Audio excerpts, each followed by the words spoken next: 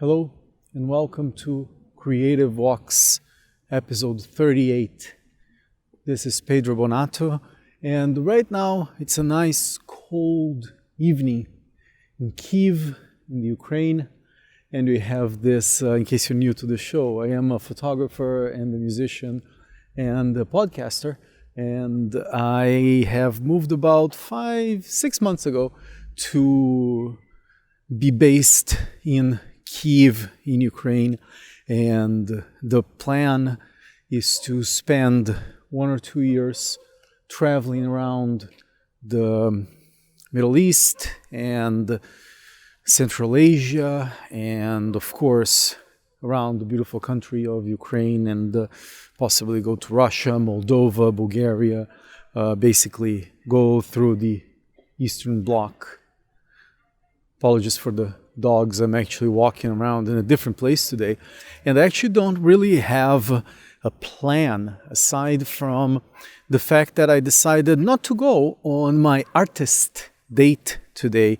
I found out there was a show at the local planetarium here related to ethnic music. They do that from time to time. They do these projections on the dome related to world music and such, and I had so much stuff to do, and then I decided I'll go another day, and I knew I needed to get some inspiration. I'm in that moment. That's the idea of the artist dates, right? It's if you listen to a few episodes before, I touched on it a little bit. It's an idea presented by Julia Cameron. And she's a writer, and what she suggests is that you take yourself on an artist date, so you can go to either do a class or watch a concert or whatever thing you want to do. You just go for it once a week, and I certainly try to do this as consistently as I can. But today it was kind of a strange thing, because I wanted to work on a couple of things that are pressing on a personal level, let's say, and at the same time I know that that show that was happening tonight was going to be very much in line with a big project that I'm working on. So I had to balance this thing of okay, will I go just for a walk and record this podcast, or will I go and spend 2, 3, 4 hours with commute and afterwards writing about whatever I experienced in that concert? And then I decided for the former. So what I wanted to talk to you today about was that even though I decided not to go to that concert, I decided to walk to this little church here in Kyiv. It's a very beautiful, small, nice, beautiful church that people here are mainly Orthodox Christians from the Ukrainian-Russian modality of it. I believe it came from the Greeks, and it basically that split from the Roman Catholics to the Orthodox, and then whatever happened with that religion when it came to the Slavic countries.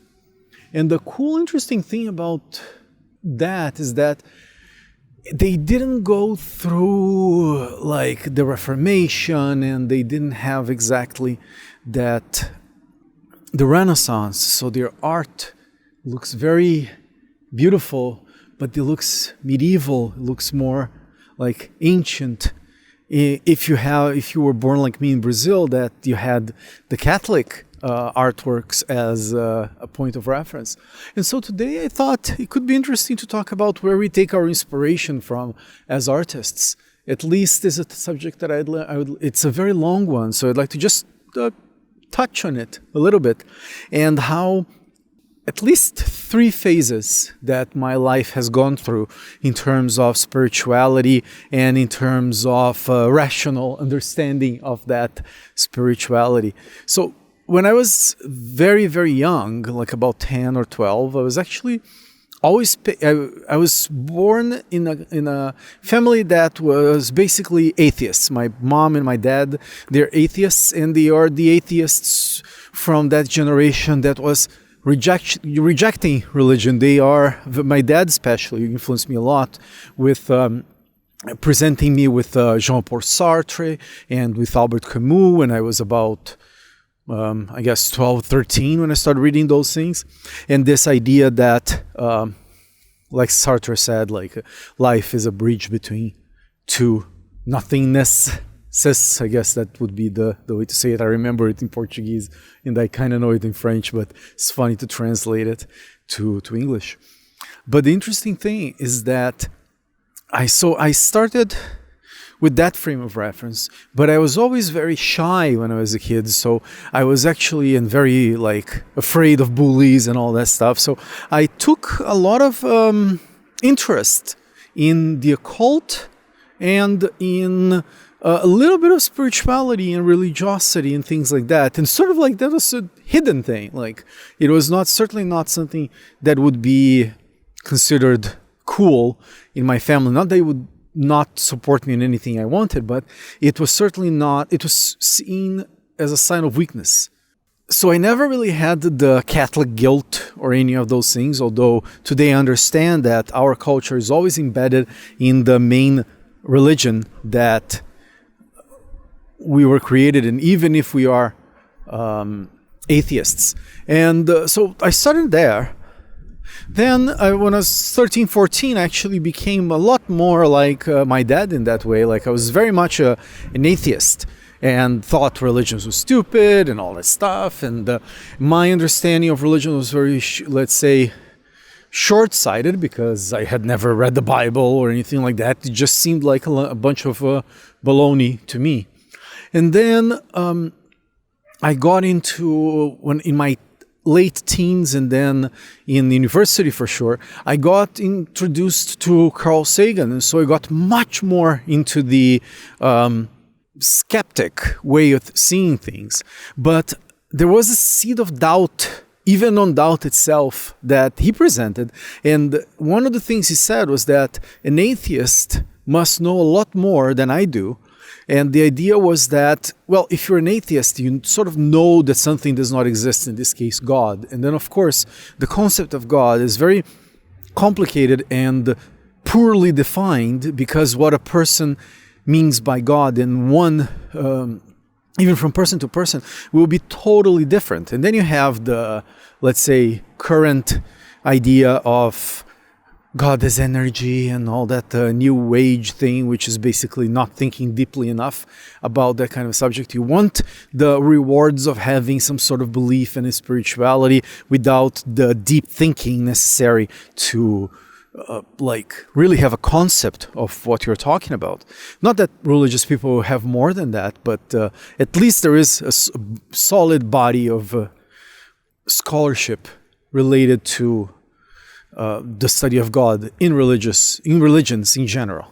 Then after that, I actually got not more into spirituality, but more in the sense that even coming back to the mother of Sartre, that he said that she said she believed, the phrase is, she believed in nothing. Only her skepticism prevented her from being an atheist. Let that sink in for a while. So only her skepticism prevented her from being an atheist.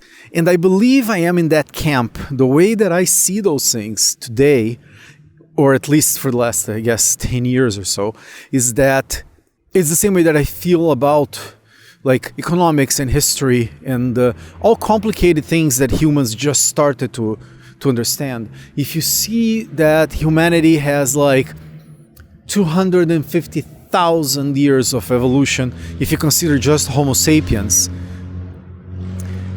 And if you consider that we have about, every generation is about 25 years, that means, if my math is correct, you have about 100,000 generations.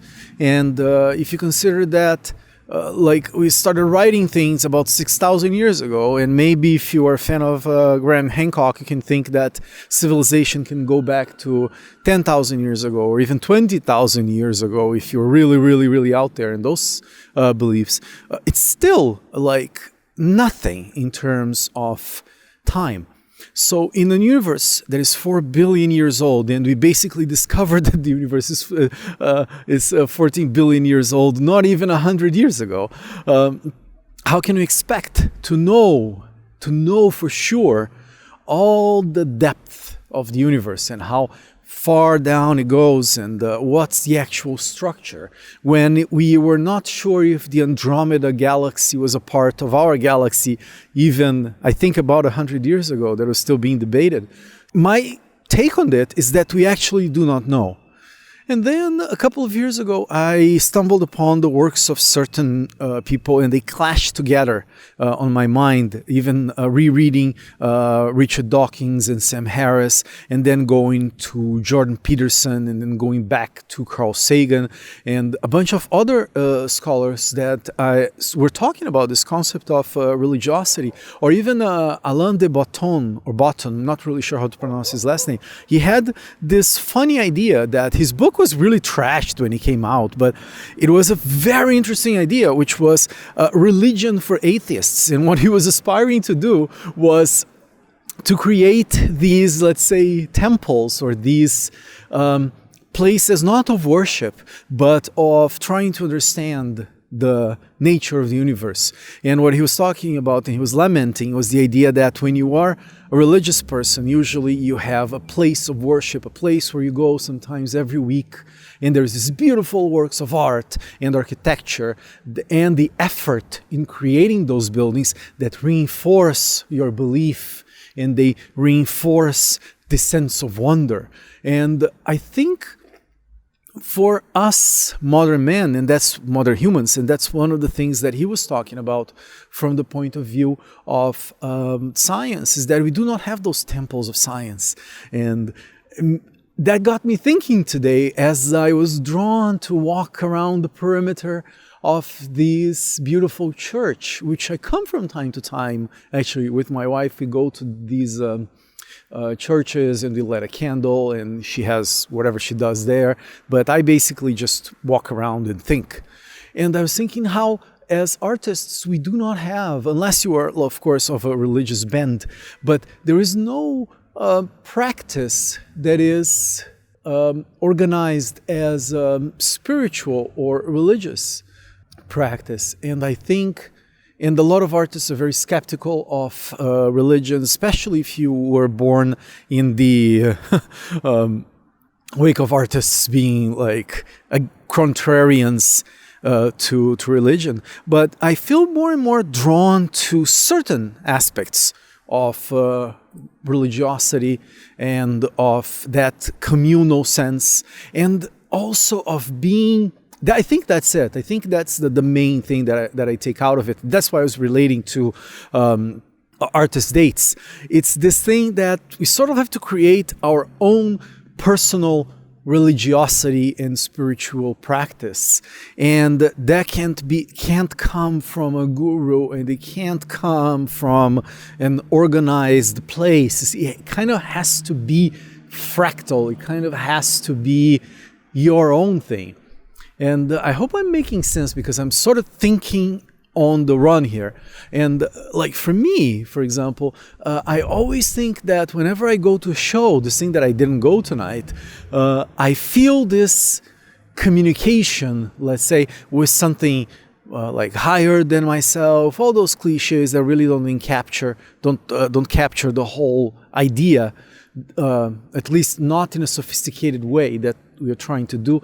But even when some people go to raves, or they go to Burning Man, or even, to be honest, even if it is that cup of coffee that you go on that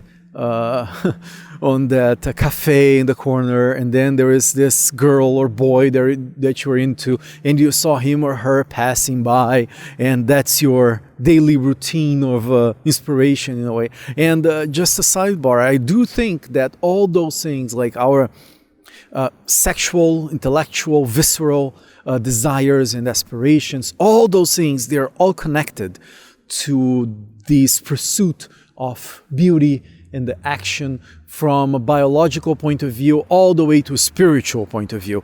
And I think that we sort of have to think of it in a very systematic way on our own lives, that we need to be on a continuous search for this, let's say, religious or flow experiences, which of course they do come on our arts practice, but I think there could be, maybe in the next 100 years or 200 years, there will be something that it's like a place where you go and you can take a look at art, and you can just hang out with your friends, and you can create things, and something that would be akin to these beautiful churches that we have all around the world, but something that is more related to the celebration of humanity and of science and of art. And I think that's what Alain de Botton was talking about in his book. I think that's what he was trying to get to. Maybe it was the first iteration of that kind of thing. So one last thought that I know this is all over the place and not very well organized, but I hope we're taking something out of it. I'm certainly find it interesting to talk about these things and think about this as I look at this golden domes in the dark here in Ukraine, and feeling the cold air, this ancient cold air, and these trees, and seeing just this guy going into his house. I believe he's probably one of the priests, probably thinking, what's this crazy dude walking around at night close to the church? But I think the beautiful thing about this artist dates and these experiences of being in touch with our understanding of the transcendent, when we actually go out of our houses to try to have that experience. I think that's something that happens when you go and you travel, or even when you just venture into a different street, one that you haven't been before. I think there is so much that we can learn from those experiences.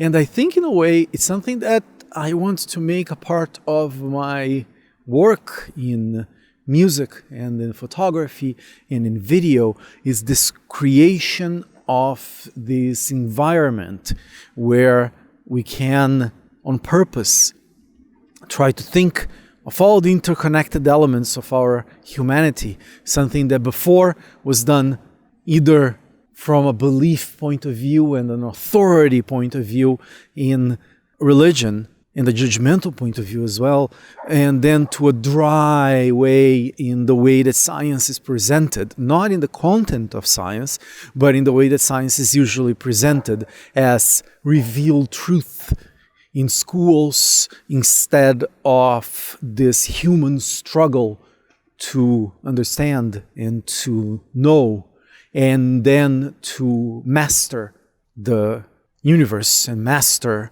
our surroundings. Even as I walk right now, I have this high-tech jacket, one that can be bought very cheaply and produced somewhere else in the world by people I'll never know.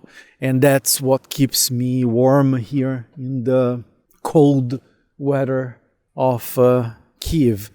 Anyway, all those things, they are in my mind these days. And when I created the Blue Dot Ensemble, that world music group, in part, my idea was to try to create a group that would be part of something bigger in this renaissance of thought and art and science.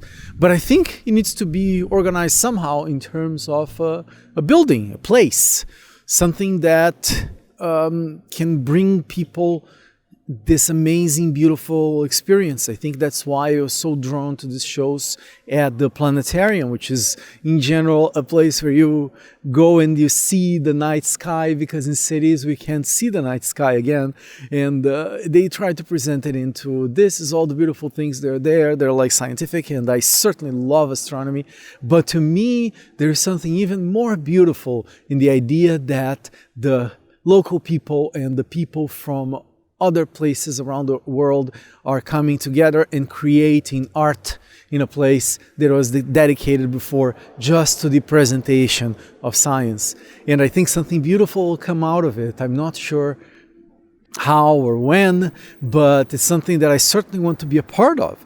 And I believe that is sort of my religion, if I were to have one, which is the idea of creating things to inspire others, to be a part of this tribe of people that for the last 50,000 years, since we started painting animals and people and putting our hands and drawing them on the stones, which were preserved for thousands of years, and we can see them now. And then all the way to taking a photo with our digital tablets and the cameras and posting to the ether, posting to the clouds, so to speak, that all those things, they're a beautiful part of the human desire to express, and then by that expression create this connection with this hidden world of inspiration, whatever it turns out to be. Anyway, now I'm getting a bit just poetic for the sense of poetry. So I hope you found this little artistic rant about spirituality at least interesting. And I'll talk to you tomorrow.